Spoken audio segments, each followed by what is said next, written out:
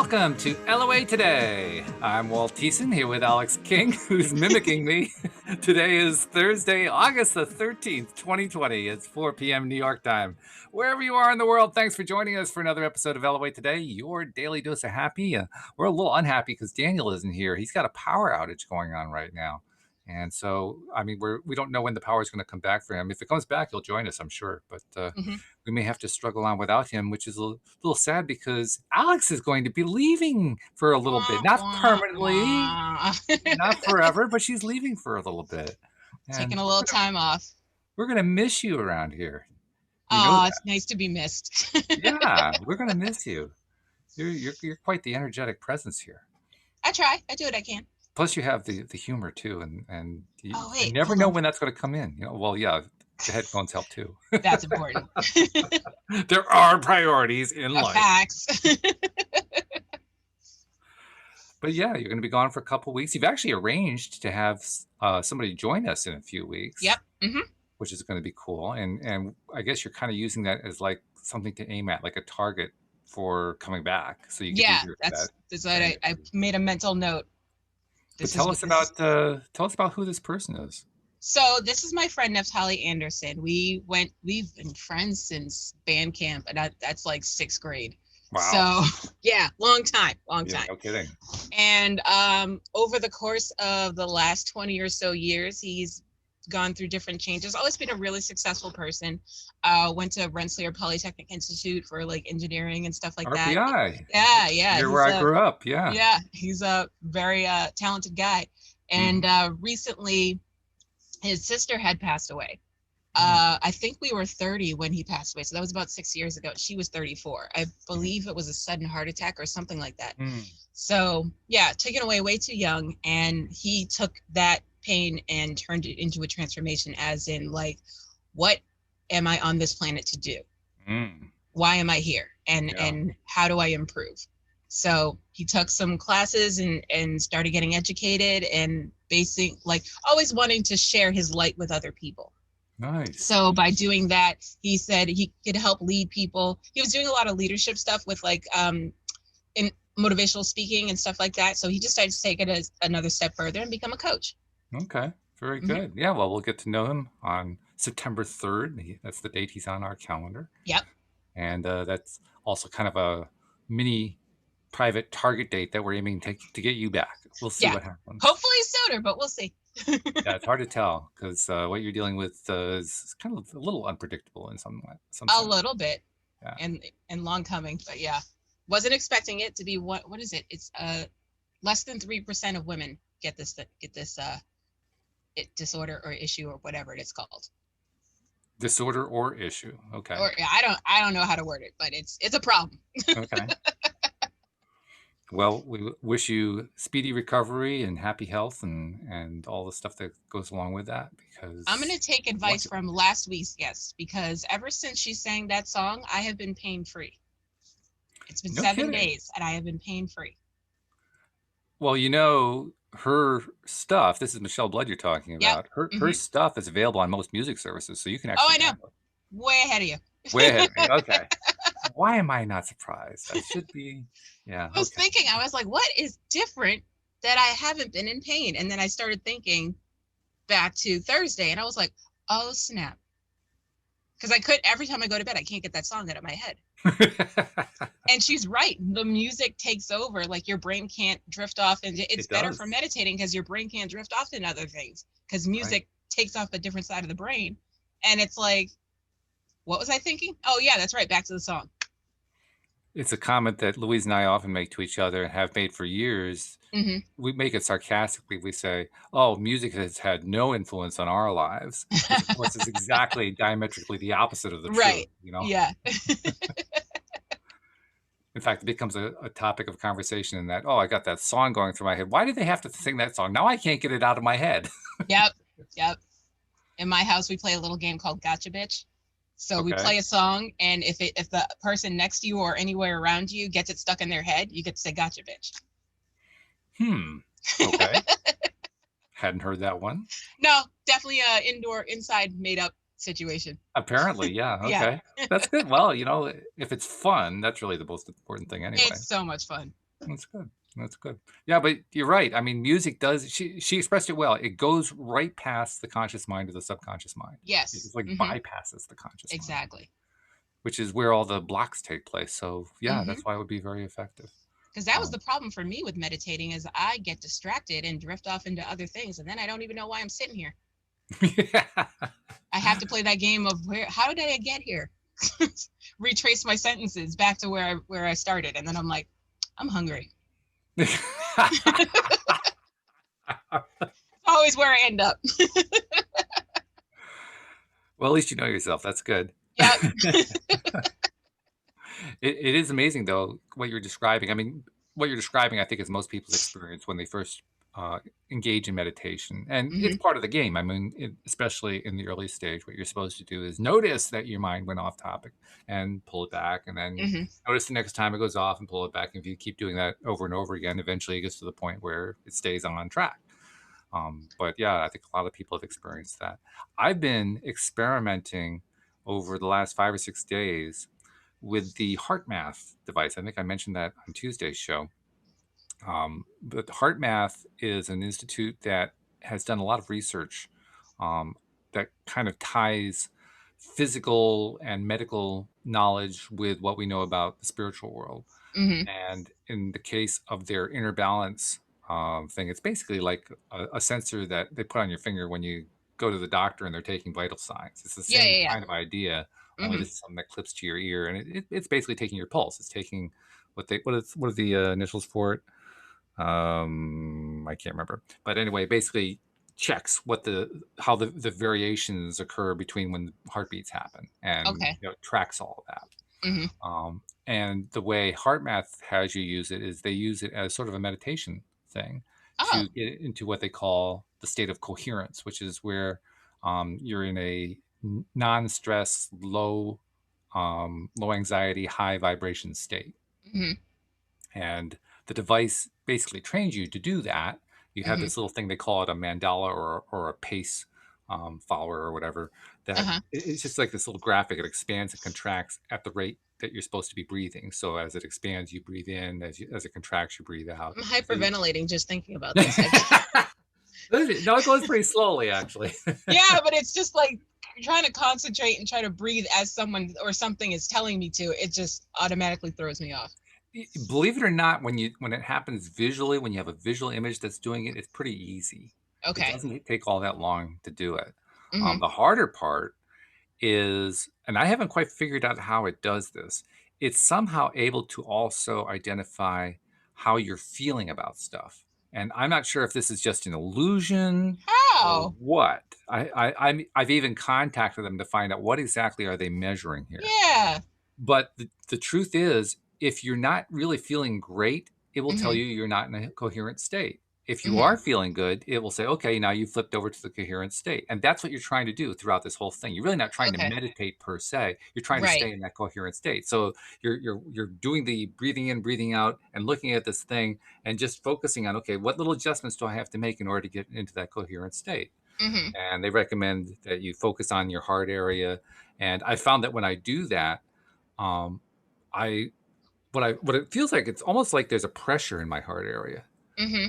And as the pressure, pressure sounds like it's painful. It's not. It's Yeah. not Yeah. painful in It any way. does. I was literally like, "Are you It okay?" yeah. It's more like a sensation, I guess, is a better way to say it. Hmm. But as the sensation increases, you actually start to feel your heartbeat. You Hmm. feel it in your chest. You kind of hear it in your ears. You become Hmm. more aware of it. And as you get Ah. into that space, that's where you tend to be much more in coherence. So that's Okay. kind of what you're going for all the time. Hmm.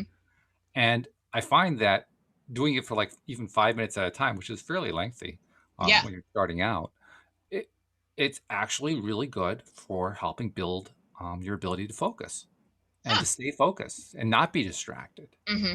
And it is meditative. It's just not lotus position meditation. It's a different kind. So, and I was inspired to do it because Rita Giganti, who's our Friday psychic, Hmm. purchased one a few weeks ago and was raving about it. So I said, okay, I'll give it a try too. And it Hmm. is interesting. I'm still learning what it has to teach me, but So I can't really tell you what the benefits are yet. Mm-hmm. I mean, I can tell you what they'll tell you what the benefits are, but in Yeah, terms yeah, of yeah. what I'm experiencing, I'm not really sure yet. But I do know something's happening. I can tell Mm-hmm. you, I can sense, I can feel that something is different. I just don't know what it Okay. is yet. So Well, keep me posted and let me know how things are yeah, progressing.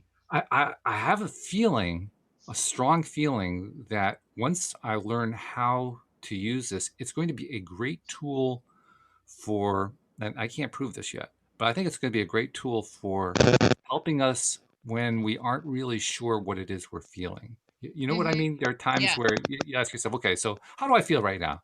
And the answer is kind of like, huh, I don't know. Yeah. I feel okay, Yeah. Yeah. but you don't really know. There's no real strong emotion coming through. Mm-hmm. Like, well, I guess I feel pretty good, but don't Yeah, really you're feel just great. blasé. Just Yeah, it's whatever. it's kind of hard to, sometimes it's just hard to tap in and say, what am I Yeah. feeling? Well, that's where I think this device may be helpful to really Mm-hmm. give me a good clue. Here is what the science of it is telling me. Right now, you're out of coherence, or right now you're in coherence.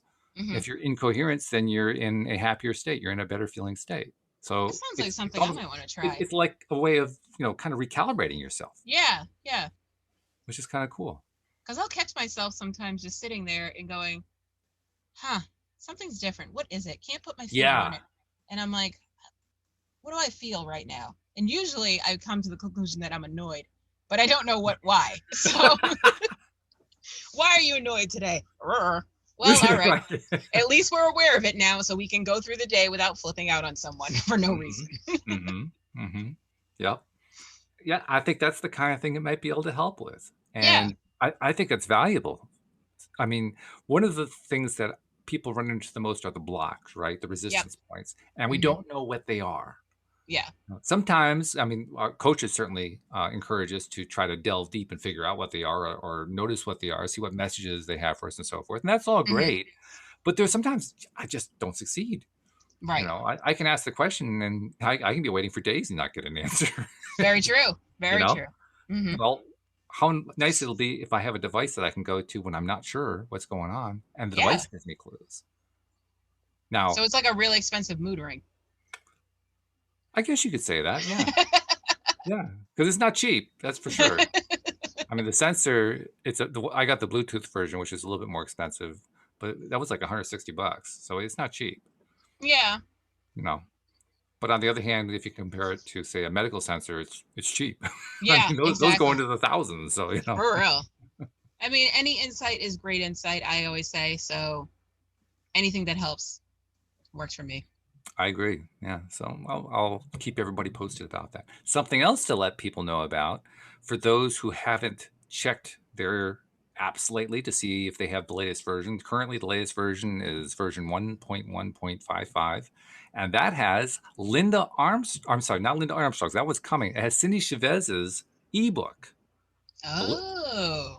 the Lovely Magician's Guide to Soulmate Success. It is now on the app. Hmm. So I'm looking for people to give it a review and check it out and see what they think about it. And look who's actually connecting in. I guess the No power way. is back. No way. Did you get your power back, Hi. Daniel?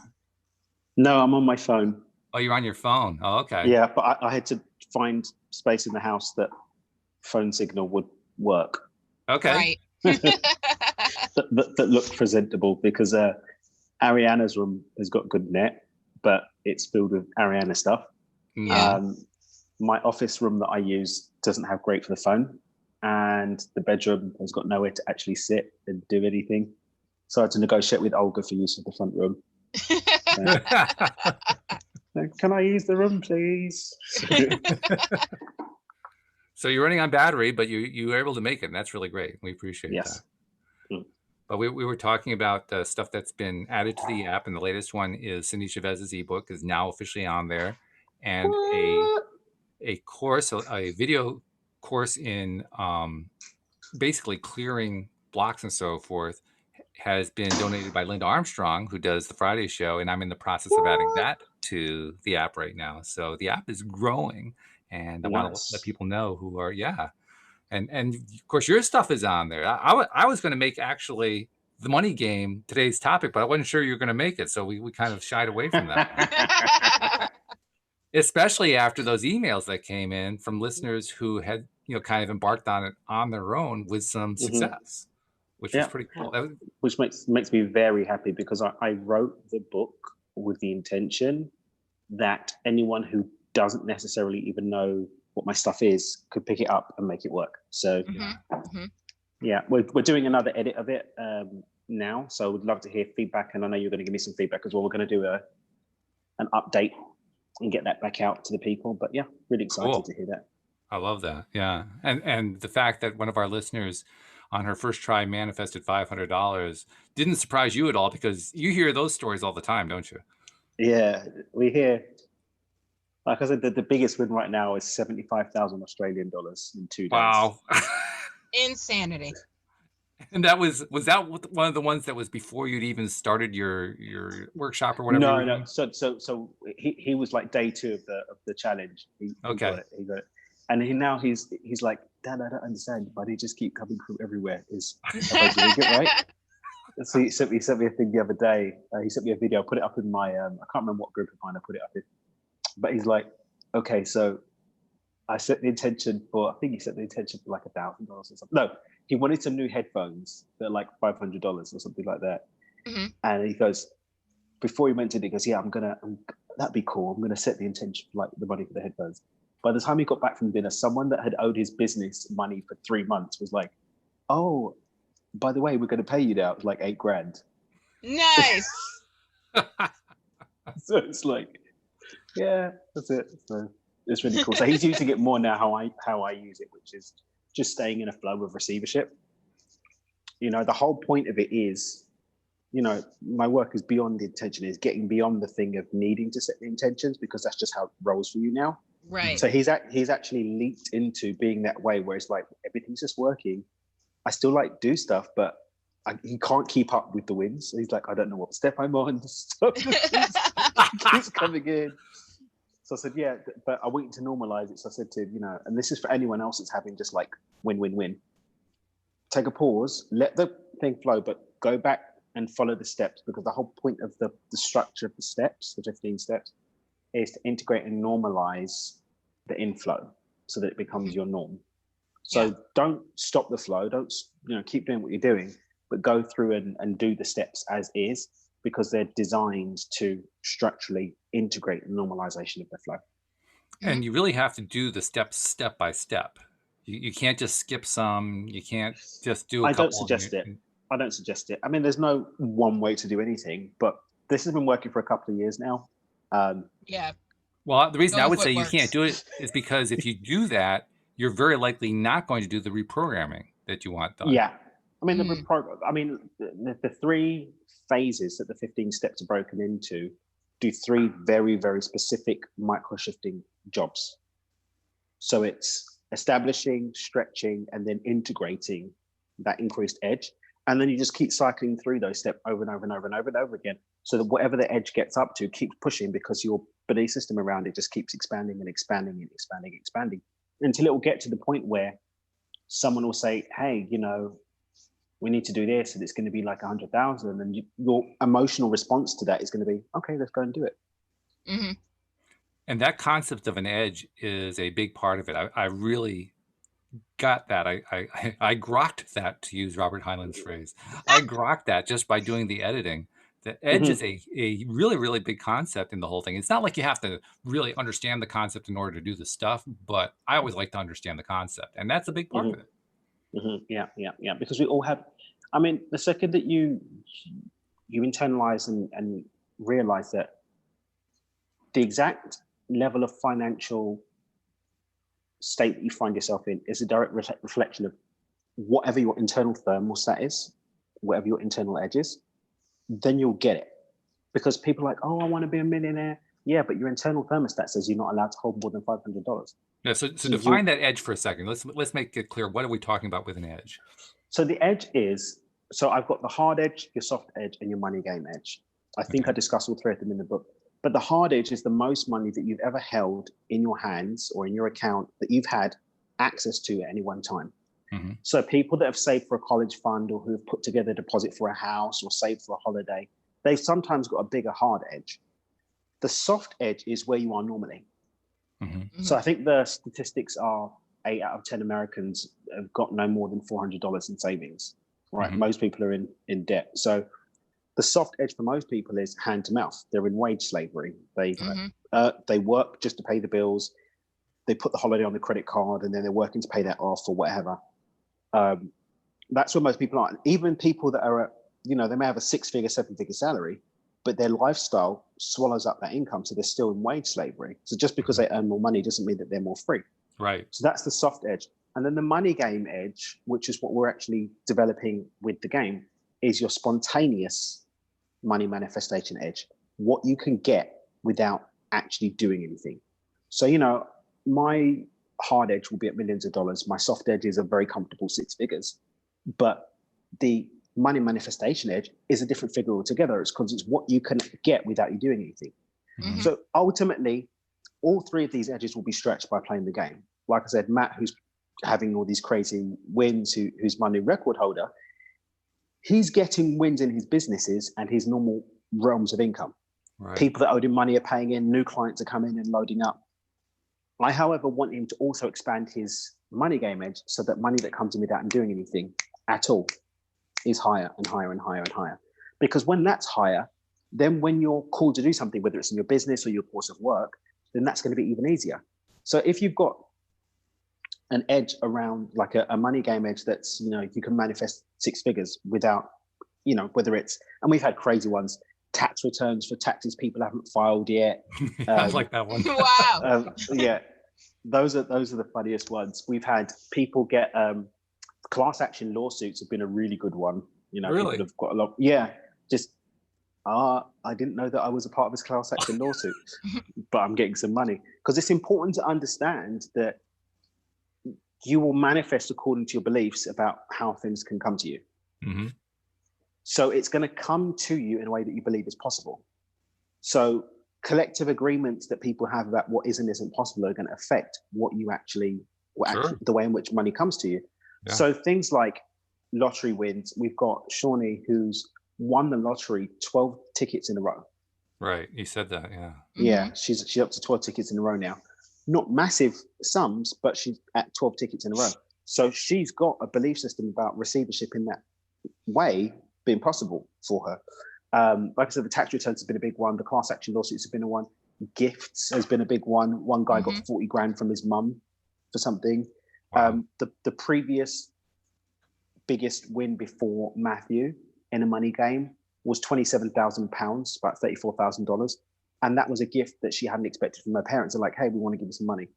Another woman, she was dating a guy. She didn't even know that he had a lot of money. He's like, oh, by the way, how much do you owe? She's like, 17,000. He's like, here's a check for 17 grand to pay your debts off. It's like, what? She didn't even know that he was like, she didn't like, oh, I'm going to get with this man, so he's going to pay my debts off. Like, I love this guy. This is an amazing relationship, which she used the money game principles to even manifest the relationship. Right. And then it's like, oh yeah, here's the money to pay off your debts. So, nice. It's always going to be what you believe is possible. Now, someone that's in business, for example, or as an entrepreneur or business owner, they're going to see that as a way for things to come to them. So with Matthew, it's debts that were owed for months. Money he'd written off, like this person's never going to pay. Just, oh, I'm going to pay you this, and clients coming. So for me, it's, I get a lot of new business opportunities, or I get new clients into some of my businesses or whatever. That's a way that it comes in for me most of the time. I'm not really that fussed now about it necessarily needing to be a magical manifestation. For me, it's just about that constant flow and being in that constant state of receivership. That's what I'm more interested in. But when somebody's coming freshly into this, I do suggest that you do start bursting through those limits about what you can instantly manifest. Because if you know you can instantly manifest 1,000, 5,000, 10,000, 20,000, then if you're going out to, for example, create financial freedom, or going out to, pay off your mortgage, or to get a new holiday or a new car, the limitations around that are going to be really low. The resistance is going to be really low because but I manifest $2,000 out of my butt. I can surely go and, put some elder grease into it and get 5 or 10. The story just becomes very, very different. If that makes sense. So you really advocate the idea that the money game edge, as you call it, you didn't actually rank them, but it sounds like you're saying that one's almost the most important one because that kind of opens up the other two. I would say it's the most transformative one for you to work on first, as opposed to Okay. important, Yeah. because it changes the foundation of everything else. Because if you know that you can write on a piece of paper, I intend to create 10 grand, and it'll be there within a week or so with certainty because you've been doing it. Mhm. Then if someone says, hey, we're going to, start a new business, we think we're going to be successful, then the limitations and resistance in your mind and stories about what you're going to be able to do with that business is going to be non-existent. Mhm. Or if you're walking into a job interview for a 6-figure job, the resistance that you're going to have internally around that is going to be completely non-existent, because you know that you can just write something on a piece of paper and it's going to happen. Mhm. Now, of course, the So tricky part with all this is if you're walking into this without having that experience that you're talking about, that recurrent background theme of yes, the money keeps coming in, yes, the money keeps coming in. I would think probably the biggest challenge is getting started doing the game at all, because you have such a series of resistances set up, saying, well, nothing's going to come in. This is a waste of time. Don't even bother with it. which is why it's called the game. It's just a game. If it doesn't work, it doesn't work. What have you lost? $10 for a book if you're using the app, which is free. It's not cost you anything at all to write something on a piece of paper and see what happens. Time, basically, that's all it really costs. And how much time is it really to write a couple of lines and 5 things you're grateful for? Yeah. It's pretty minimal, actually. What's the most extravagant or not expensive, but like what's the most magical thing that you manifested with the money game? Me personally. You personally, yeah. Just money, really. Money and opportunities. Well, like from what's the randomest place? Oh, the randomest place.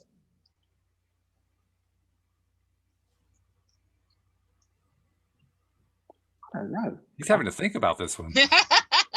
I ask thinkers. Because I get a lot of random stuff. Oh, one's been interesting that keeps happening, which is really, really funny. Okay. I've got a network marketing business that I'm in, and I keep getting sales for it, but I've never shared the link for that account, for that network company anywhere. Wow. I had another one this morning. I was like, I've never shared that link. I don't even know what the link is. I've never shared it anywhere. But I keep getting sales for it. Yeah. That's been hilarious. And yeah, that's been really funny. That I would say ranks near the top. If you may have others too, but that one's really cool. I've never shared it. So that's been great. And then you've got just random conversations. Like I got some funding for one of our businesses, 138,000 of funding for one of our businesses the other day. But even the path to getting that funding, like the person who gave me the opportunity to get it, like they come to me for funding and they were like, oh, by the way, do you have anyone that needs business funding? It's like, oh, that's what my business does. Oh, I've got this great thing that you might be able to get some funding. I was like, okay. I was like, yeah. And now I've got I don't know, maybe $1 million of funding for me and my clients over the last month from this. Nice. I was like, all right, cool. So casual when he says that. Yeah, it's like, that's really cool. And then, but I think the really cool thing, and this is pre-money game, but I was obviously doing Building Intention. It's this whole thing of, I actually took stock of this the other day. My biggest wins in any of my businesses over my entire entrepreneurial career, which is basically 30 years, every win, the big things have really made a dent. I had no idea that it was going to show up. Mm-hmm.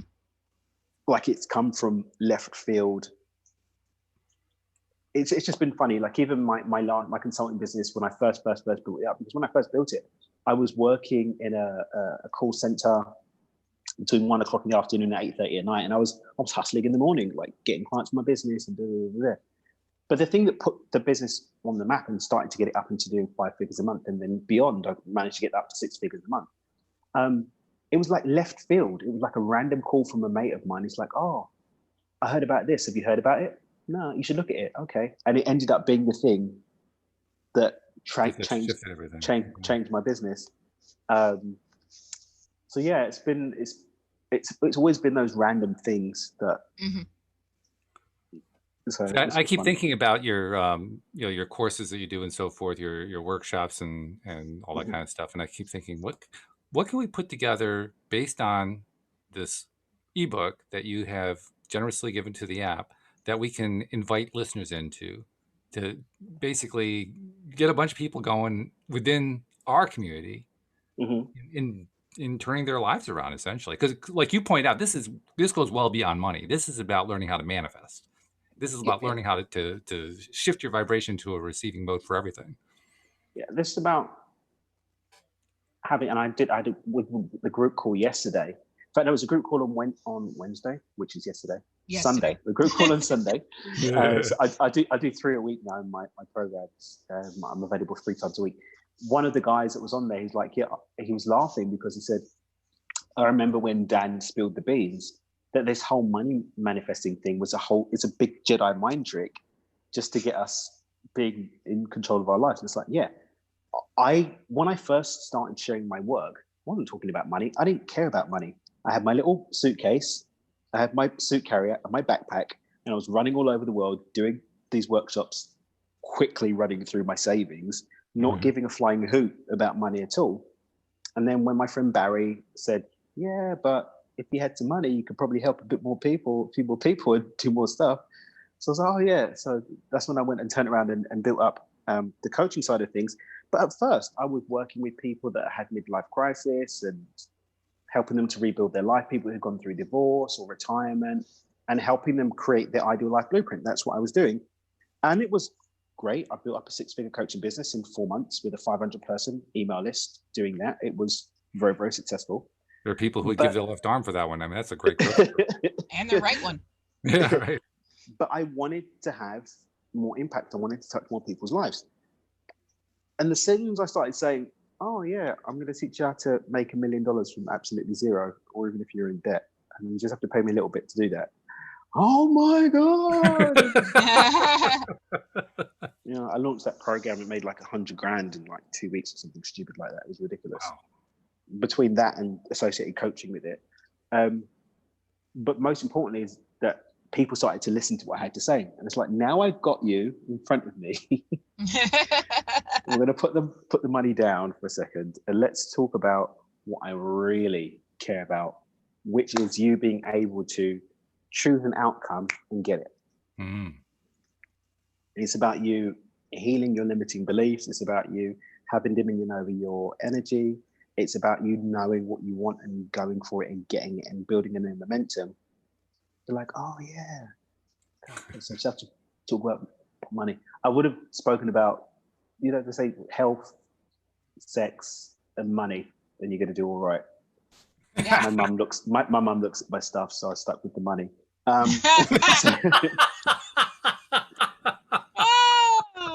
It's like, no, Mum, I promise you, I'm not sending them all to hell and damnation. Stay on that one. But yeah, people listen. People actually started to listen, and now we've got the accelerated level of micro to millions that people are paying, a lot of money to be in that level of the program. The results, granted, I don't think anybody has taken longer than 6 weeks to make them very heavy investment back in terms of their manifestation. Wow. But the thing is that they're getting it. It's about life mastery and using this as the doorway to creating life mastery. That's what it's about. Money's great. It's but energetically speaking, $1 million is no different from this piece of fruit. There's no difference between the two. The difference between the two is our perspective and our stories and narratives. So the same way that I've manifested this piece of fruit because it's here, I can manifest $1 million to be here, but it's my stories that are in the way. But I can change my overall relationship to energy through one medium, and we're just using money to do that. And the added benefit, as a medium of exchange in the collective agreement that we exist in, money is a very, very, very, very, very, very fluid and flexible medium of exchange. True. It's a very great tool of choice. If there's something that you want or desire, if you had money, you'd probably be able to get it. Now, I'm not talking about meaning and ethereal philosophical ideas. I'm talking about tangible things you want. You want to live in your dream location. You want to be able to support your kids, or you want to support a movement, or you want to ease poverty in a particular place, or you want to start an orphanage. If you had money, you could do all of those things. Right. You know, there are very few things, tangible things. Again, this is where the people who are probably broke and don't know how to manifest money, but money's not the most important thing. This is gluttony and avarice and blah, blah, blah. I'm not saying any of that. I'm not saying it is the most important thing, but it's a medium of exchange that makes getting other things a lot easier. So you can focus on the most important things. The people I've empowered through coaching or through the programs to step into their agency to create financial freedom, they can now do what they want. I worked with one woman at the beginning of the year. We got her to financial freedom, and I think she did like 90 days of coaching with me or whatever. She replaced all her income, moved to a completely different state, left her job, and was able to move in to near her family. And now she gets to do charity work. She gets to do volunteer work as much as she wants. She's got time to go and spend with her granddaughter. She's got all of these really cool things because she had financial freedom. Right. Yeah. And lots of people dream of that. Lots of people hope and wish for that. And it doesn't have to be a dream. It can be a reality. But, you know, I think sometimes stories and stuff that we have around what we don't know how to do affects our ability to do something. So basically, I guess what we're saying then is to start that journey, start with the ebook, work through the 15-step exercise. Don't rush it. There's no need to rush it.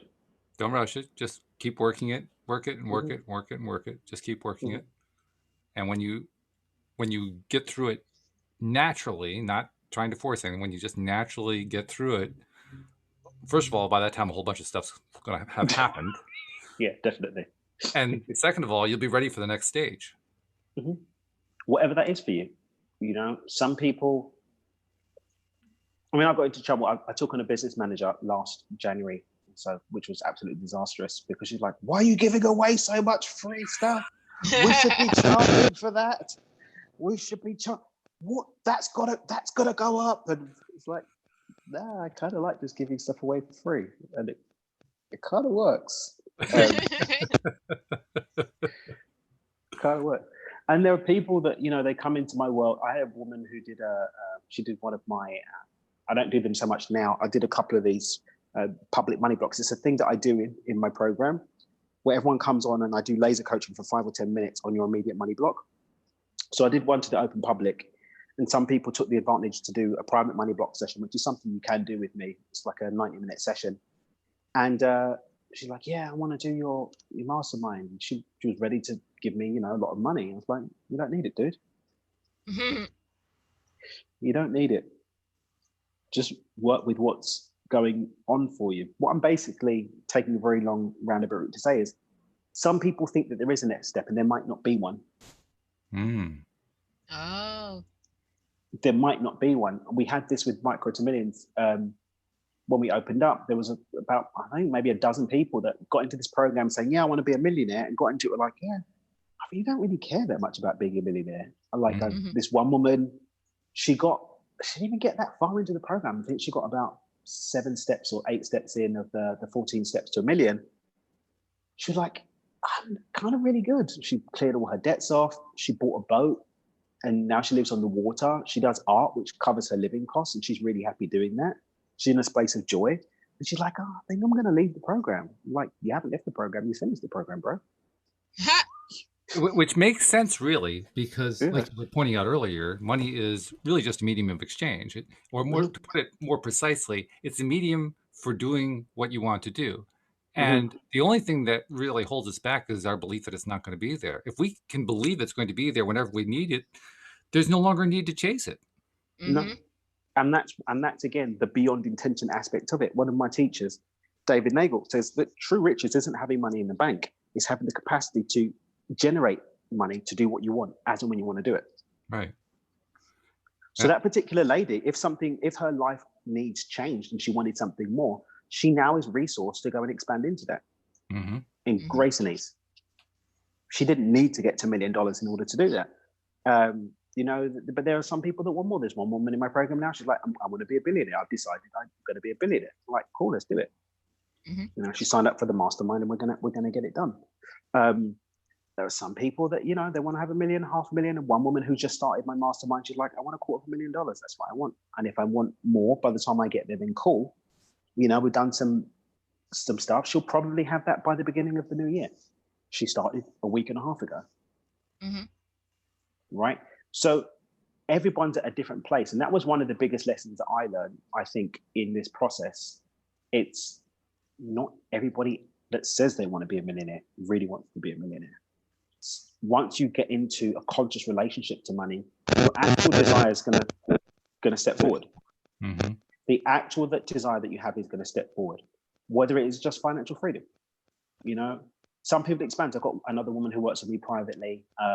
We had a call earlier today, and she'd initially been working on, I think she wanted to do like 6,000 a month is what she initially wanted. And then she's like, I don't know, Dan, 10,000 a month is coming up for me now. I'm like, fudge it, let's do it. So now we've made some tweaks into what we're doing with her protocols for her to get up to 10,000. She'll be there anytime in the next couple of months. She'll be there and she'll be rocking and rolling, and but she wants it passively and low risk and all this stuff. But our needs expand, and sometimes they contract based on having an honest, real dialogue, conscious relationship to money and what we want it for. That was really powerful. That's a part that I think is probably the biggest part. I know it is for me, and it's what I'm still working on. It has to do with, I think, largely a fear of even acknowledging what it is that I want really to happen. And I've done a lot to improve myself in that way. But to this day, I can still feel there's like a piece of me that just doesn't want to acknowledge what I really want. We're not trained to do that. Yeah, that's true. We spend our childhood with the school telling us, you've got to do more education, and you've got to do this, and this is when you do that. Then we go into our teens, and then we have the community, like that's when we start to develop into groups, and then the group leader is telling us what we want to do. Or if we're a loner, maybe our stories are telling us what to do. Then we move into adulthood, and they tell us you've got to get a job, and you've got to get your college degree, and you've got to have a family and 2.4 children, and what. Then we get to a point where we either are so lost in the story of what we've been told, or we fall out of that. So for me, that's what midlife crisis is, when we fall out of that story, but we don't know where to go with that energy. And so we start scrambling, looking for things to fill it in. And that's what I found a lot coaching people. They go to alcohol, to drugs, they go and have an affair with another man or another woman, or they go and buy a motorcycle, or they blow everything up and go and do something else. No, seriously, Sure. I'm going to leave my job, and I'm going to do this, and I'm going to move to Bali. It's like, dude, you're 52, man. You've got some kids and some bills to pay. I know. I'm going to Bali. Let's breathe. Breathe, right. Let's talk about this for a second. Breathe. Wait a minute. So, but we very, very few of us really have any prolonged period of time where we actually are given permission, quote unquote, to just say what we desire and then to step into it. That's true. Those of us that do speak our desires and we shut down. Oh, you can't do that. Are you stupid? That will never work. Who do you think you are? Mm-hmm. You don't even have to hear those voices anymore. They just show up anyway. Yeah. Well, you don't have to wait for somebody to come along and say it. It's already playing. Yeah, because that's just the norm. But I mean, I think a lot of the spiritual awakening that people experience, it's that soul desire screaming out and they're looking for a way to fill it. So they go into meditation, or they go into, I think that's one of the reasons why so many people are running to plant medicine, looking for that shortcut and stuff to do it. Hey, it's what it is. I don't squat on any of it. I do, but I don't. So many people decide, I need to be vegan in order to understand the meaning of the universe. So. We're going to go off on the vegans again, huh? No, we're not going off on the vegans. But I have to say, I did love on Tuesday when the stream was like, why do you think that you can only get back to source. If you don't do this, you don't do it at an energetic level. Right. Everything is the same. There is no difference between the two. It's just your stories. If you want to eat meat, eat meat. So I had a call with someone the other day. It's like, yeah, I'm finished this. I'm going to go and get a nice steak and a glass of wine. Oh, steak. A nice bit of animal flesh. Like, yep, that's going to be great. What is it with you manifesting these people complaining about you eating steak? I mean, I have never heard so many stories like that in my life. It's the memes, man. It's the memes. And I think really I've got this really humorous relationship because I did try veganism. It wasn't really for me. I actually felt crap on it. And actually when I'm keto, or I've done like a little bit of carnivore, but keto was best for me, having the green vegetables and stuff. I feel absolutely fabulous. So, Yep. So, Alex, you've been kind of sitting there chuckling and going, but what are you really thinking here? I mean, is any of this really resonating in a particular way? Oh, definitely. I was actually just thinking, as Daniel was describing, what happens when you realize that you're not fitting in the mold of what society says you're supposed to do. And that's exactly what happened to me. What was it, like 15 years ago? Yeah. When I had my mental breakdown, I just realized like society says I have to have this job. I'm supposed to be in a relationship. I'm supposed to have kids. I'm supposed to do this. And I wasn't doing any of that. So I felt like a failure and I just lost it. So yeah, that's exactly what happened. And it took me up till now to get past it. So yeah. Well, I'm celebrating you getting past it. Yeah, me too. I mean, I did learn early when doctors asked me, what happened with your mental breakdown, I was like, I didn't conform to what society said. Simple as that. And now I'm finding my footing. I love in what you said the other day about sleep. It's like society says I have to sleep at this time and be awake at this time.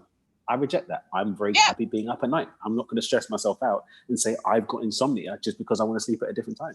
Facts. Like, who made those rules? Yeah. Apparently not you, that's for sure. I'm making new ones. That's right. And the new ones are, there are no. There are no rules. Yep. Anarchy!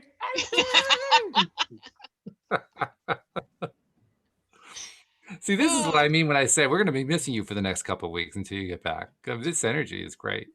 Well, I'll still be listening in. So if I feel the need to type something, I'll type something. I'm having surgery on Tuesday. Ooh. You're not going to be here on the 27th? No. Oh. That week I'm not here. Oh. I'll have to find a substitute. Maybe I'll try to reach out to Joel, see if I can get him to sit in. Yeah. The week of the 24th, I'm on holiday. Okay. All right. I'll make a note of that. So, yeah. Well, you still got the stream on Tuesday. Oh, yeah. I love that. I'll see what I can swing on Thursday. Well, we want you to be healthy first. Oh, I'm always healthy. That's not the problem. No, I mean, like, mentally feeling good and all that kind of stuff. We want you in your good place. That's why I said I'll see what I can swing. Okay. All right. Yeah. I'm not going to push myself, but, if I'm here, I'm here. If I'm not, I'm not. I'm wondering. Physically.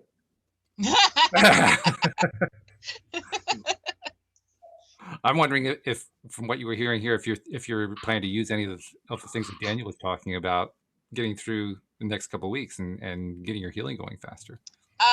Yep. That's I kind of have to. It's the only way out. Otherwise, feeling miserable is just going to beget more miserableness. So I'll just be stuck. Yeah, we don't want that. Yeah, exactly. No. Stuck is not a natural state. Yeah. That's the worst part about having surgery is the recovery time. So I'm trying to shorten it as much as possible. All right. You got this, mama.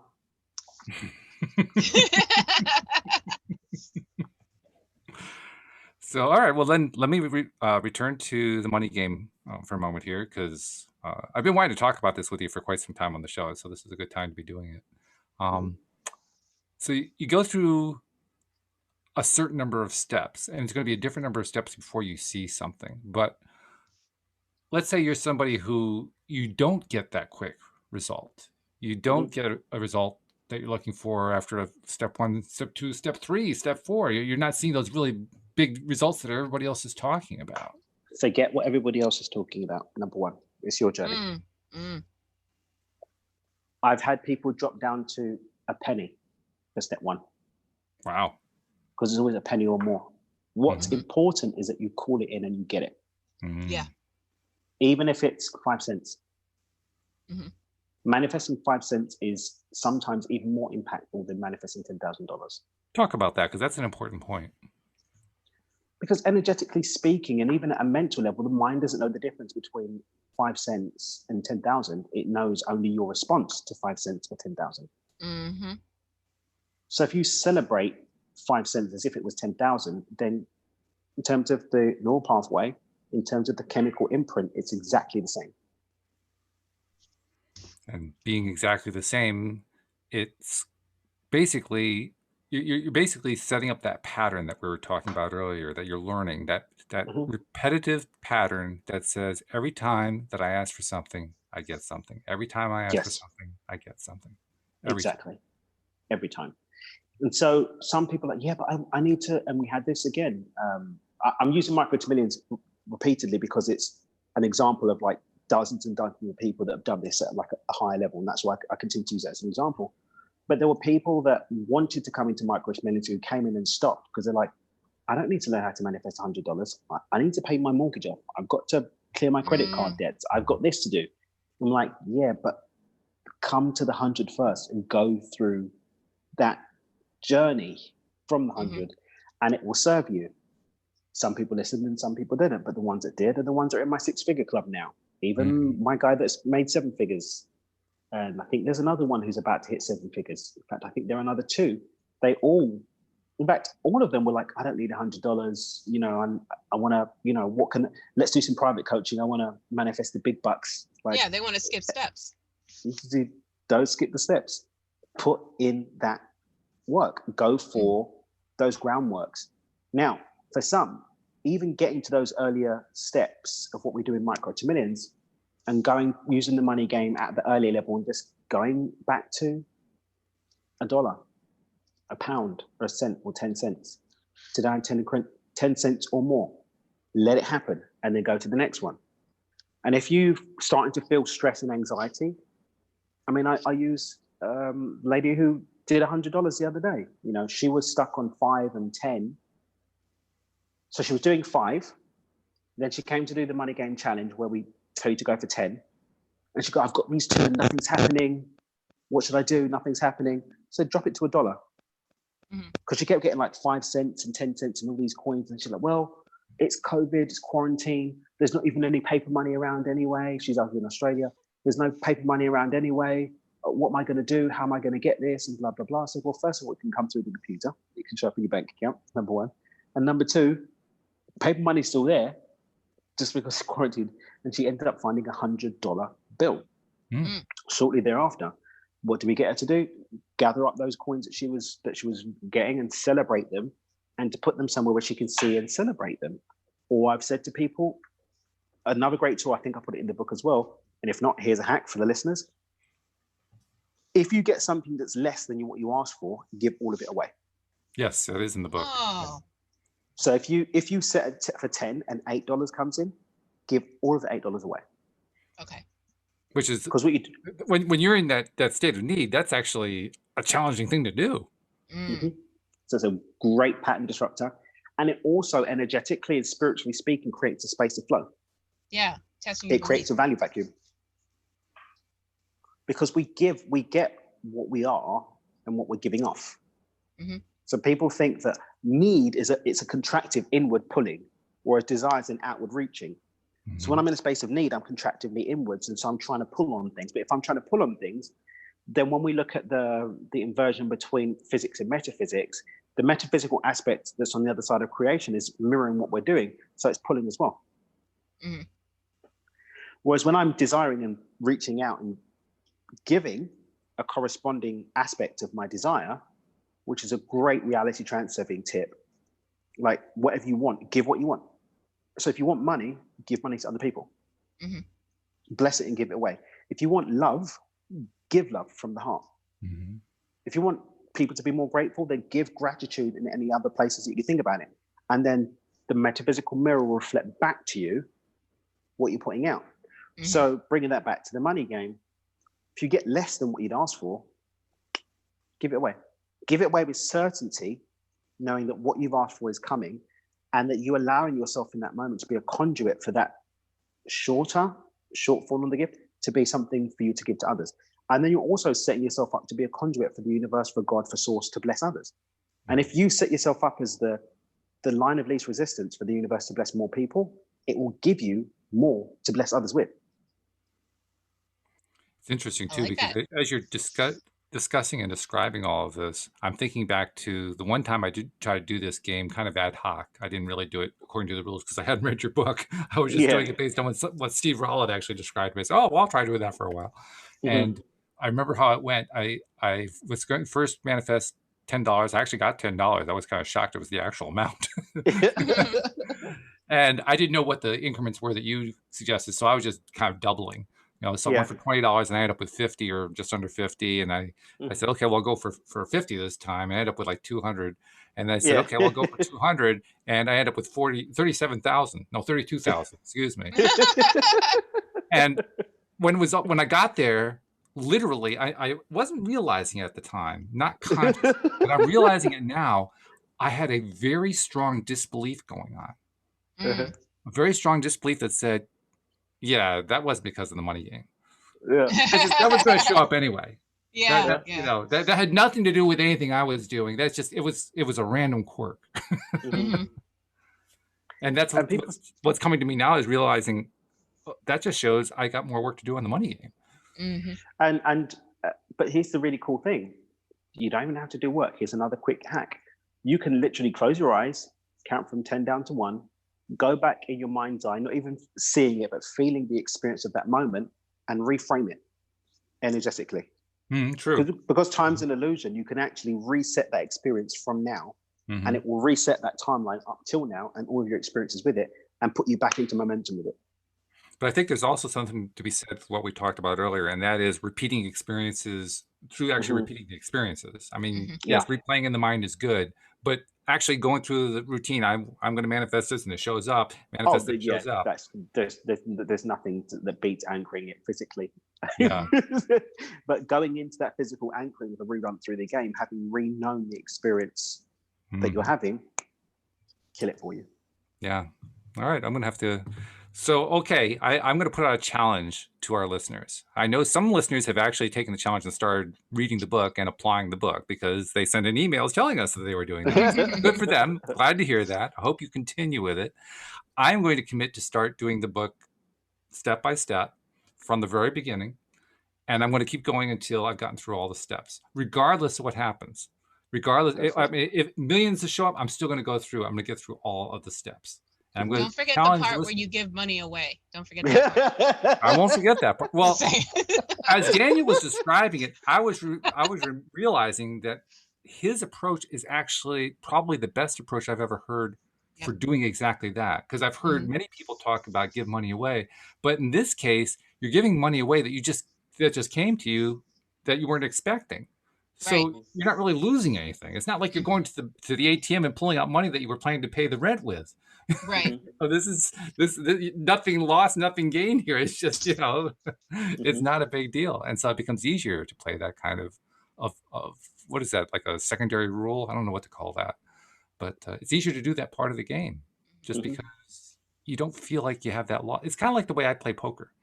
I don't play poker very often. I don't play for money anymore because they don't let us here in the US. But even when I'm playing for play chips, it's basically the same mentality. As long as I got chips in the bank, I'm fine. I mean, I feel like I'm playing with the bank's money. It's not my money anymore.